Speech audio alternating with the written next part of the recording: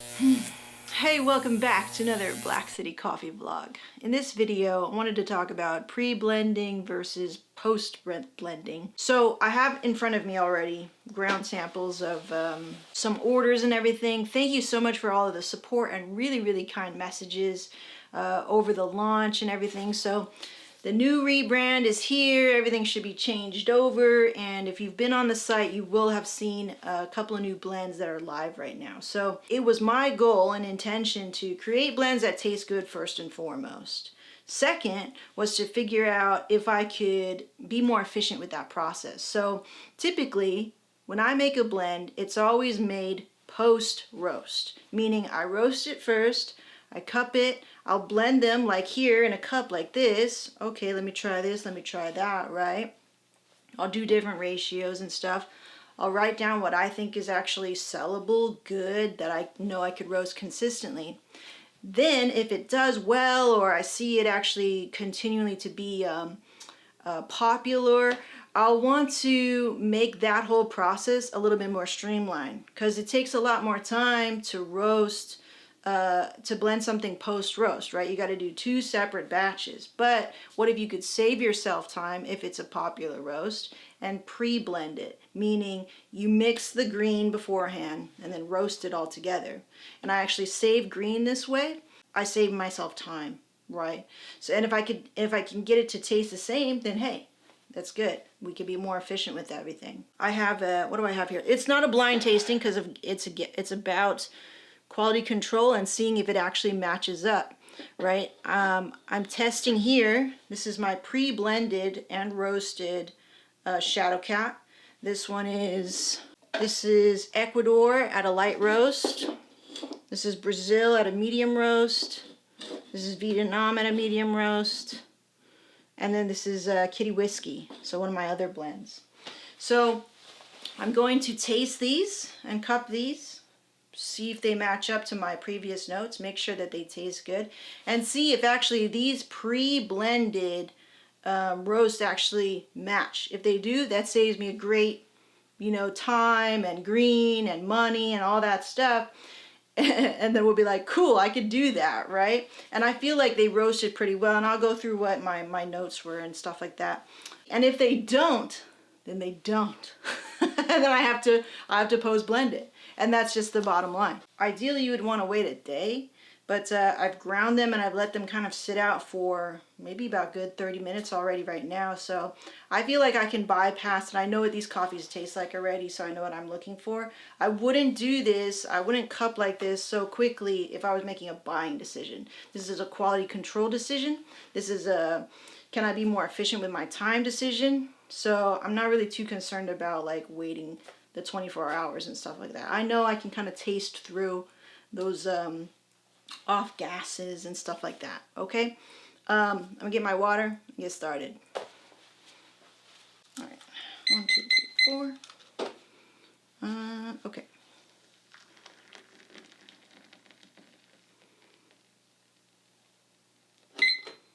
Should you just brainlessly go and see if you can pre-blend all of your blends? No.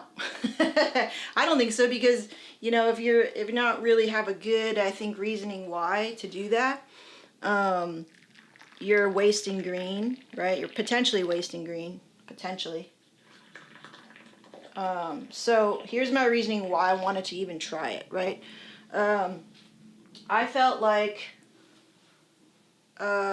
Kitty Whiskey, which is a Vietnam and Ecuadorian blend, right? So I was like, their charge temperatures are not that far from each other. Also, the elevation of these beans are not that far from each other. I feel like Vietnam is a really big bean, but I was like, I wonder, I just want to see too, like, this was just my like Hail Mary, and this will kind of be like my, I guess, standard, or I guess just like a measuring stick to other pre-blends that I might want to do in the future. The bean sizes were like kind of similar. The Vietnam is basically the biggest bean that I have here, but their charge temperatures were the same, right? I was going to run a full batch of it. And then I ended up charging it at, let me show you, and I call them in my notes, pre-blend attempt. So Kitty Whiskey, I did a 360 charge. And then because I knew Ecuador, kind of you have to be a little like gentle with it, not so aggressive. Whereas Vietnam, you could be pretty aggressive with it because it's such a large bean. I was like, maybe I can do like a medium, right? So I would charge Vietnam typically like 370, 375, depending on how hot the day is and the roaster and all that stuff. Ecuador, 350, 360. So I kind of landed on 360 that I think I could roast these well enough together. That's what I think. This is my theory. Okay, we're going to test it here. And I would run this at not a very aggressive heat application. So my heat from the get-go was at 2 kPa, so at 80% fuel, no soak. Okay, turnaround was at 153. I ended up charging, my goal was 360, I ended up charging at 358. Dry end or yellow was at 433. First crack was at 836. And I dropped at 10 minutes 43. And then I got a 14.2% weight loss. So cool, it's a medium roasted, that's what I was going for. Now I'll have to see if it just tastes the same. On paper, when I tell you these stats, it looks good. You know what I mean? It sounds good. But we really just got to taste it and test it. And how we're going to do that is I have this pre-blend here, and then I have the other coffees that make up this blend, and I'm going to cup that together, and I'm just going to see and compare. Can I taste the difference? If it's no, if I can't taste the difference, I'm going with the pre-blend to save me time and money and all that stuff. Okay? The same thing with the Shadow Cat. I think this roasted extremely well together. There's our time. So we'll hit stop, clear, and start again because we want to just let this go to let us know how far in after the break we're in there. And typically I'll want to start taking notes and being like taking these notes of the coffee seriously around 10 to 12 minutes for me. Okay. Y'all, my hair on my face.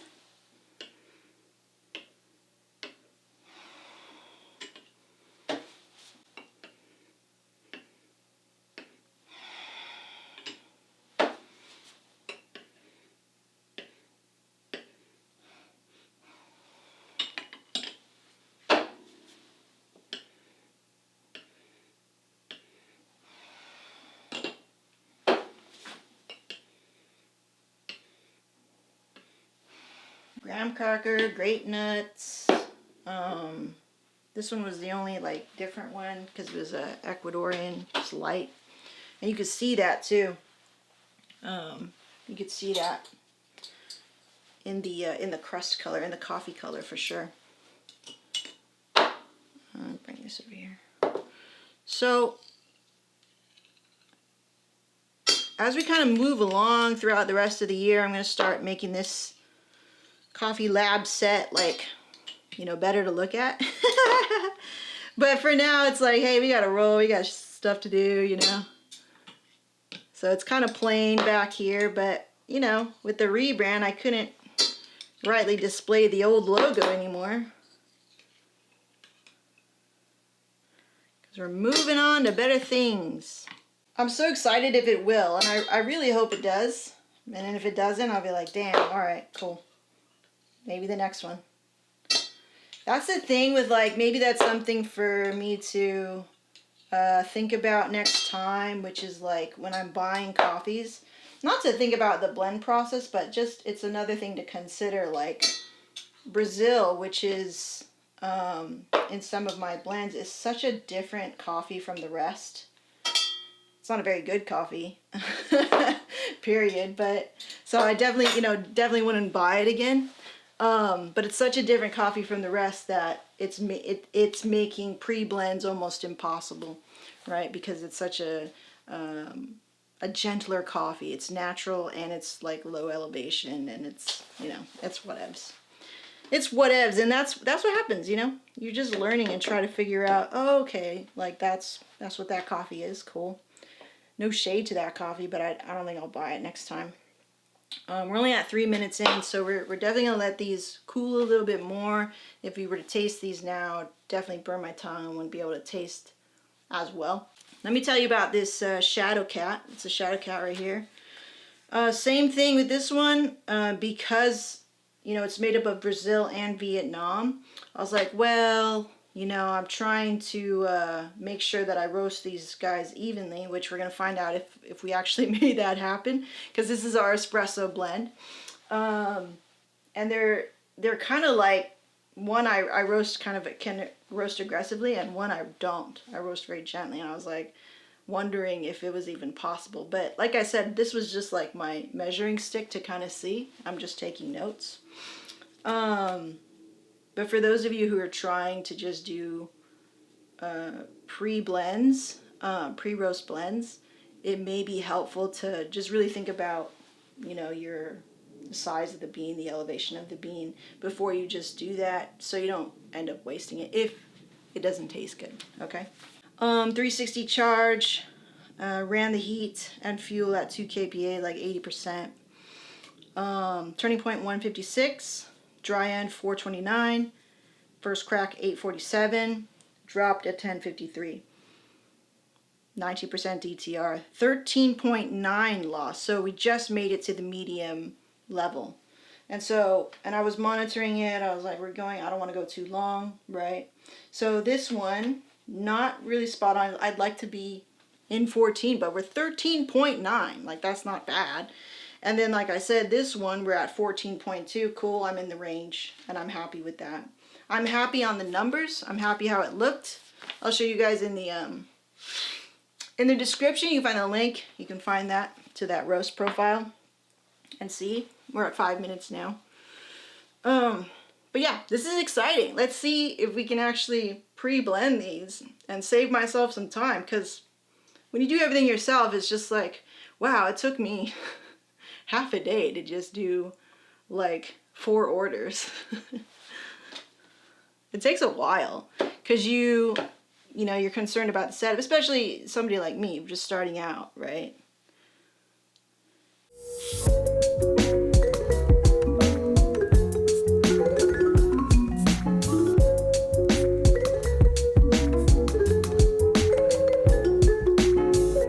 Not promising on the first run through, but let's let it cool down a little bit. And why is it not promising? So this tastes a little flatter than I like. That means, which was kind of like my thinking, like, if I cannot reach the temperature that I need to reach for Vietnam, because Vietnam's a big bean and all that stuff, and I'm trying to pull the acidity from this bean, right? Oh, I just realized something. I know why it doesn't. Oh, it's a mulligan. All right, so I just realized that I did the wrong ratio for the Shadow Cat, and when I roasted it, and that's what I'm tasting here, and that's why I didn't go with this ratio for the blend. Waste.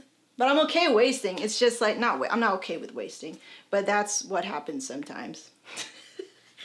I want to get it on camera because I want you to see, like, you know, it happens. I'm annoyed with that.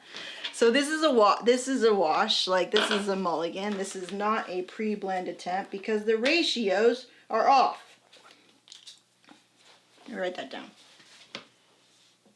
So I will try to do this again with the right ratio, of course, and then get back to you, I guess. Jesus.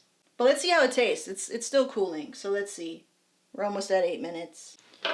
Yeah, that's kind of what happens when you're not. I did this on a whim. I was like, I wonder. And then I just went to go get some green.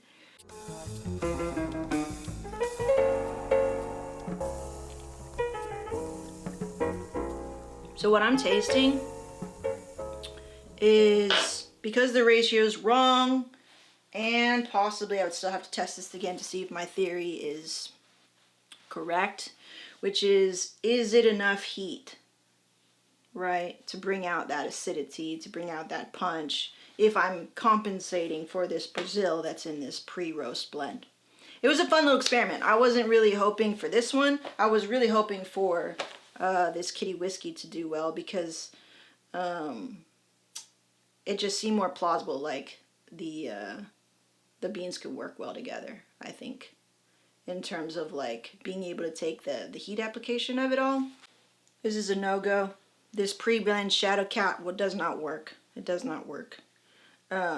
Yeah, but we'll have to really test it again as a pre-roast blend. This does not work. Obviously, I think because of the ratios, there's no pop here, so the ratios are wrong. The Ecuadorian Light is good. It's tasting where I needed to taste. It was on the lighter side of light, which I get that in the body. Flavors are good. Flavors are excellent. That's our Brazil. It's pretty good. For the Brazil, Vietnam standard. Kitty Whiskey's good. Good. Cool. Experiment. First one, mulligan. Fine. So now let's go and taste and make sure. So we have our Kitty Whiskey here, and now we're going to do our blend and make sure that they taste the same. So here's my blend, right, as a post-roast. We're going to compare it to the pre-roast.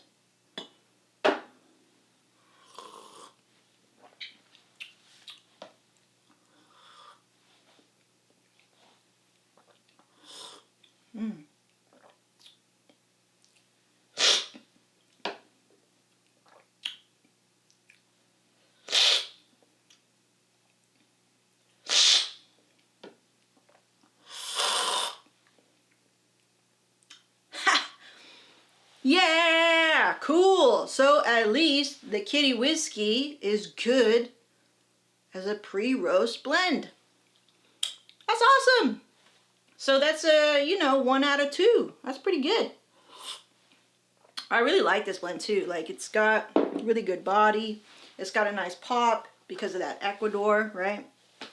And I was like, cool, I love that, right? And I think the reason why we named it Kitty Whiskey, one, we have a cat theme going on with all the blend names, cool. But whiskey, in that, whiskey's a really like big influence in my design aesthetic with Black City Coffee. The original logo was always based on the heraldry designs of whiskey in Japan. They have this like, and more specifically on the Nika brand, which is also the name of my dog. So you could tell I'm very Japanese whiskey inspired over here. Yeah, with whiskeys, I like something interesting. I like something with pop. I don't like just vanilla. I definitely don't like any of those blending whiskeys. I'm always looking for whiskeys that have a little bit of pop, have something interesting in them, and don't just taste like walnuts and candied orange and cherry casks and stuff like that. So, yeah. Very much inspired there. So I'm so happy about that. And this is now, we can now save time and money and green with the pre-blended attempt here, which is a check mark from me, Kitty Whiskey. Again, that's pretty cool. That's awesome. So we'll save this. We'll put this away in our, like our profiles, and I'll write all this information down. And, freaking mulligan on this Shadow Cat blend. But I was like, I'm willing to try it because, let's go. I got to figure it out. So if you're willing to try it, if you're willing to risk potentially wasting green like I kind of did here, I mean, I'll give it to my friends, and this is good as a cold brew for me if nobody wants it. But yeah, I wouldn't sell it. You know what I mean? There you go. That's pre-blend versus post-blend. I hope you learned something. I certainly did. That was cool. That was really fun and exciting to do. So thanks so much for hanging out, and we will see you in the next one. Kitty Whiskey, Shadow Cat, both on sale. I'll be sure to post-roast, post-blend this roast for you if you order right now. And then we've got our new Kitty Whiskey blend out there for you guys. A bold blend, one of my favorites. They're all my favorite. No, do Do I have a favorite? Anyway, good things. Thanks for hanging out. I'll see you next one. Bye.